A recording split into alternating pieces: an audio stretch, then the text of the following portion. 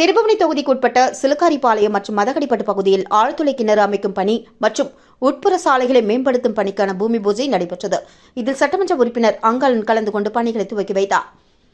Mannadipattu commune Thirubuvanai சட்டமன்ற தொகுதிக்கு உட்பட்ட RC21 சாலையில் இருந்து சிலுக்காரிபாளையம் செல்லும் சாலை மற்றும் சிலுக்காரிபாளையம் கிராம மயிலம் பாதை சாலைகளை மேம்படுத்துவதற்கான பூமி பூஜை சுமார் 64,85,000 ரூபாய் மதிப்பீட்டில்.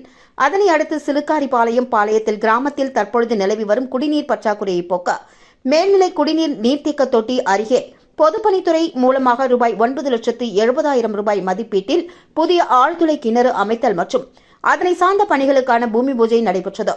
தொடர்ந்து மதகடிப்பட்டு சந்தைத்தோப்பு பகுதியில் நிலவி வரும் குடிநீர் பற்றாக்குறையை போக்க மேல்நிலை குடிநீர் நீர்த்தேக்க தொட்டி அருகில் பொதுப்பணித்துறை மூலமாக 10 லட்சம் ரூபாய் மதிப்பீட்டிலான பழுதுபட்ட ஆழ்துளை கிணற்றுக்கு மாறாக புதிய ஆழ்துளை கிணறு அமைத்தல் மற்றும் அதனை சார்ந்த பணிகளுக்கான பூமி பூஜை நடைபெற்றது. இந்த பூமி பூஜை விழாவில் திருபுவனை தொகுதியின் சட்டமன்ற உறுப்பினர் அங்காளன் கலந்து கொண்டு தலைமை தாங்கி பணிகளுக்கான பூமி பூஜையினை துவக்கி வைத்தார்.